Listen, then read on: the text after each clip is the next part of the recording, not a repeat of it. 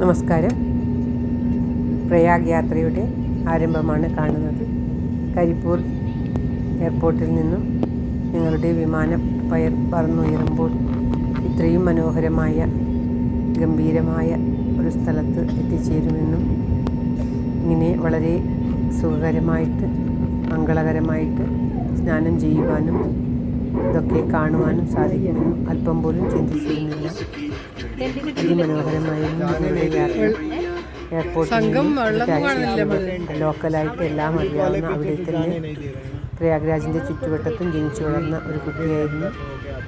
കൃഷ്ണനെ പോലെ ശിവൻ എന്ന പേരായിരുന്നെങ്കിലും കൃഷ്ണനെ പോലെ അവൻ ഞങ്ങൾ താമസിക്കുന്ന ടെൻറ്റിൻ്റെ കുട്ടിയാണത്. കാർപ്പറ്റ് ഏരിയയിൽ കൊണ്ടുപോയി കാർ നിർത്തി. ഇതാണ് ഞങ്ങൾ താമസിച്ച ടെൻറ്റ്. രാജഋഷി മോദിജി എന്ന് പറയുന്ന ഒരു ബില്യനറുടെ ചാരിറ്റി വർക്കും ഒക്കെ ചെയ്യുന്ന വലിയ വ്യവസായിയുടെ ടെൻറ്റ് സമൂഹമാണിത്. ഓരോരുത്തർക്കും ഇങ്ങനെ ലക്ഷക്കണക്കിന് ടെൻറ്റുകളാണ് ഇവിടെയുള്ളത്. ചിന്തിക്കാൻ പറ്റില്ല, അത്രയ്ക്കും മനോഹരമായിട്ടാണ് ഓരോ ടെൻറ്റുകളും അലങ്കരിച്ചിരിക്കുന്നത്. കൊട്ടാരം സദൃശമായിട്ടുള്ള ടെൻറ്റുകളും ഉണ്ട്. നടുവിൽ പൂജ ചെയ്യുവാനുള്ള സ്ഥലം, ഭക്ഷണശാലകൾ, വലിയ ഹാളിൽ നിറയെ കസേരകളും സ്റ്റേജുമായിട്ട് പരിപാടി നടത്തുവാൻ. അങ്ങനെ ഓരോ ആശ്രമത്തിലും ഇതുമാതിരി ഞങ്ങളുടെ ടെൻറ്റാണ് ഈ കാണുന്നത്. അറ്റാച്ച്ഡ് ബാത്റൂമും മറ്റും എല്ലാ വാഷ്റൂമും മറ്റുള്ള എല്ലാ സൗകര്യങ്ങളുമുള്ള ഈ ടെൻറ്റിലാണ് ഞങ്ങൾ താമസിച്ചത്. ഭക്ഷണം 3 നേരവും ബുഫേ ടൈപ്പിൽ ഏത് ഭക്ഷണം വേണമെങ്കിലും ലഭിക്കും. അങ്ങനെയുള്ള ഈ ടെൻറ്റിൽ നിന്നും അതിരാവിലെ കുളിച്ച് ഞങ്ങൾ പ്രതിവിനെ കണ്ടുവാ സ്നാനഘട്ടിലേക്ക്, അതും ഈ കുട്ടിക്ക് എല്ലാം നന്നായി അറിയുന്നതുകൊണ്ട് ഞങ്ങളെ ആ സ്നാനഘട്ടിൻ്റെ വളരെ അടുത്തുവരെ കാറിൽ കൊണ്ടുപോവുകയും ഞങ്ങൾ നന്നായി സ്നാനം ചെയ്ത് വീണ്ടും ഈറനോടുകൂടി ഒരു തണുപ്പോ ഒന്നും തോന്നിയിരുന്നില്ല. അവിടുത്തെ പോസിറ്റീവ് എനർജി നമുക്ക് ചിന്തിക്കാനാവാത്തതാണ്. അനുനിമിഷം അനൗൺസ് ചെയ്തുകൊണ്ട് വൃത്തിയാക്കിക്കൊണ്ട് തിരക്കുണ്ടെങ്കിൽ വലിയ തിരക്കൊന്നും അനുഭവപ്പെടാത്ത ഒരു ഫീലിംഗാണ് ഉണ്ടായത്. ഞങ്ങൾക്ക് വളരെ നന്നായിട്ട് സ്നാനം ചെയ്യാൻ പറ്റി.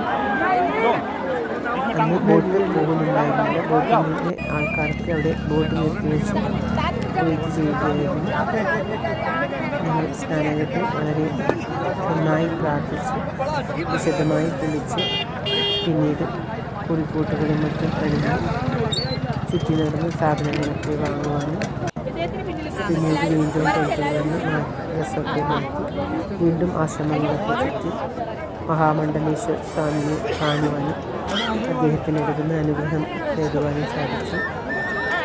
പിന്നീട് തിരിച്ച് ലക്നൗവിലേക്ക് വന്ന് അവിടെ നിന്ന് ഫ്ലൈറ്റ് കയറി ഹൈദരാബാദ് വീണ്ടും നാട്ടിലേക്ക് വരുവാൻ ഭഗവാൻ സഹായിക്കാൻ യാതൊരു ബുദ്ധിമുട്ടും ഉണ്ടായിരുന്നില്ല. ഞങ്ങളുടെ കൂടെ വന്നവരും വളരെ പ്രകാരമുള്ള കാര്യങ്ങളിലൊക്കെ വളരെ ഇഷ്ടമുള്ളവരായിരുന്നു.